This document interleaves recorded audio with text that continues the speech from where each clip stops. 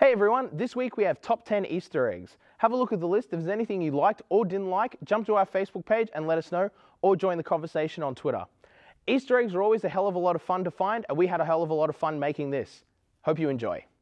At number 10, hopping onto the list, it's the Bunny in the Ocean from Saints Row 2.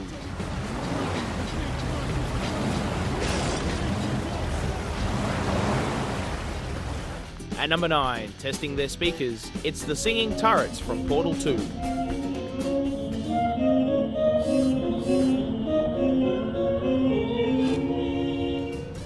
At number 8, within the Statue of Happiness, it's the Heart of the City in Grand Theft Auto 4.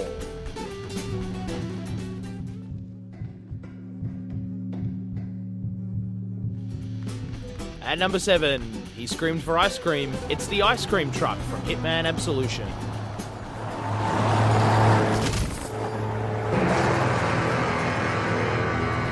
At number 6, Dancing with the Stars, it's the Dancing Men from Crysis 3.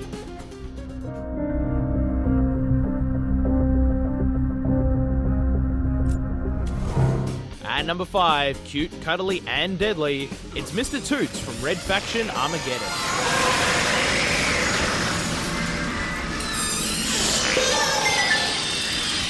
At number 4, every war should start with a nutritious breakfast. It's the Toaster from Gears of War 2. Who wants toast? At number 3, within the icon of sin lies the root of all evil. It's John Romero in Doom 2.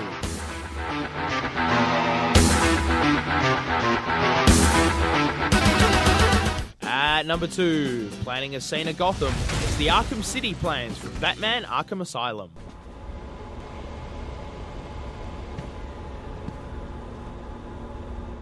And the number 1 Easter egg is the Tribute Room from Halo Reach.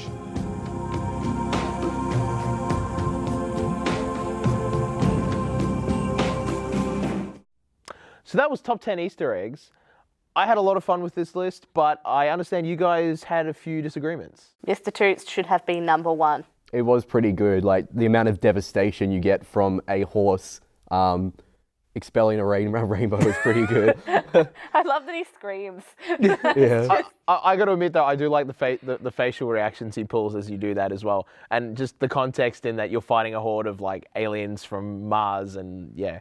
You got a unicorn. I thought one of the more bizarre ones was the Crysis 3, the guys dancing in the elevator. Yeah. I love that. Because, yeah, you press a couple of buttons, they come up, and they start dancing, and they're just silent, and they're just like... Yeah, and it's also one of those ones where it's not like, they're hard to find either. It's a really easy one to get to. Spawned very good YouTube videos. Can you imagine finding them for the first time in your first playthrough of the game? It's like, what? Well, yeah, especially because Crysis is such a serious game as well, and all of a sudden it's just like, what?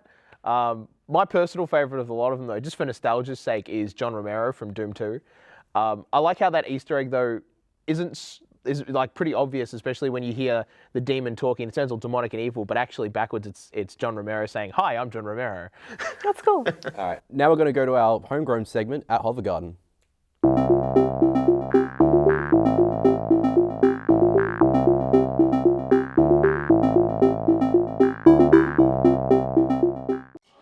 Hey guys, we're checking in from Hardware Lane in Melbourne, checking out some of Melbourne's best indie games at Hovergarden. I'm here with Chad, the co-director of Hovergarden, and Chad, tell us a bit about Hovergarden. What's it all about? So Hovergarden is a monthly local multiplayer games gathering, and we just get together once a month in a random spot in the city. And yeah, we just play a lot of games, indie games, local multiplayer games, to have fun. Cool. So I've noticed that because it is a public space, you do get a lot of bypassers coming through, people who don't usually play this sort of game, and they do stop and they get involved. You know, is that something that you guys were really hoping to achieve through Hovergarden, or? Yeah, absolutely. Like, one of the things we want to do is raise awareness and appreciation of games and play in society, and we think one way of doing that is to play more games in public, so that not only do we play with gamers, but also non-gamers and just people who don't necessarily play or are exposed to these types of games. So what we're currently seeing here is a game called Johann Sebastian Joust, and as you can see, it's pretty intense, and everyone's getting really into it. People have stopped on the way past. Some cops had to stop and had a look. I was hoping they were going to play, but they didn't get involved, which was a real bummer.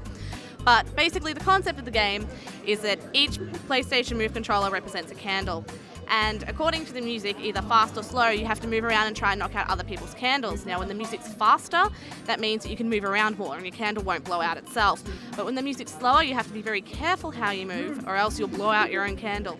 So it's very competitive, it's very fun, and everyone seems to be having a good time. We're here with Andrew, the co-director of Hovergarden, and he's going to tell us a bit about this game behind us. It's very interesting. What's the game called, Andrew? So it's called Alphabet. It was by Kita Takashi and Adam Saltzman. Cool. And what exactly, like, it's a really interesting interface. Yeah. You don't use a traditional controller, which is really interesting. So what is the goal of Alphabet? What are you supposed to do? Okay, so there's a bunch of different characters on the screen, each of them being like a letter of the alphabet, obviously, hence the name.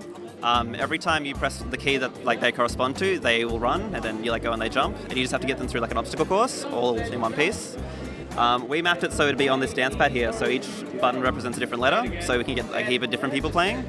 And yeah, it works.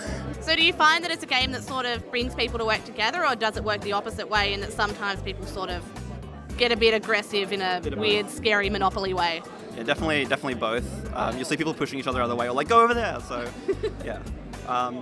Yeah, definitely both, like a good even mix. Excellent. And is this a game that people can grab for home use at all, or? So not currently. It was made for a Kickstarter for this place called LA Game Space.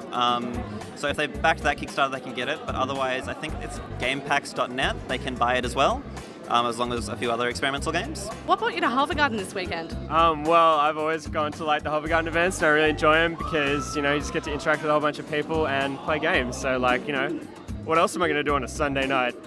So you were playing a mean game of Johann Sebastian Joust before. How'd that go? Yeah. Well, it's pretty good. It's hard to hear the music, but like it's a lot of fun. And I know just pulling out those crazy like moves, seeing where you can kind of hide that little remote is pretty fun. It sounds pretty wrong actually, but yeah, no, it is good fun.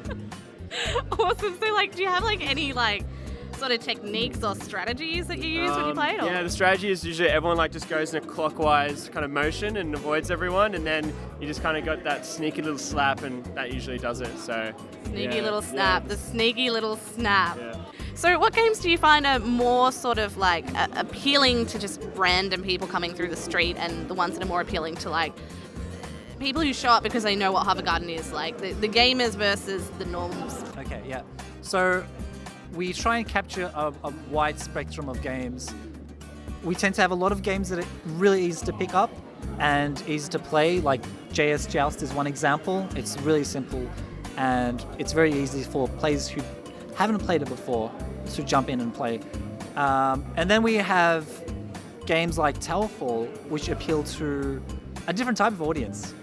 And they're both great. I think it's great to have a wide variety so that you capture a big kind of audience. Hovergarden tends to curate the games. We select really awesome games that we think would be great for our local community to play. So we get a lot of international games that most of our local community probably wouldn't know about, and we tend to show those so that not only are they exposed to like amazing games, their level of taste, like design taste, also goes up, so that when they want to make games, they can make really awesome games like these examples. Excellent. This is such a fantastic event, and I can't believe that not more people know about it. So how can more people get involved, and how can people keep up with Hovergarden? Yeah, so it runs once a month, and we have a website, hovergarden.org, where we post up where and when the next event will be. We just want people to play more, because we believe we're not playing enough. Excellent. Thank you so much for chatting with us, Chad. No worries. Thank you.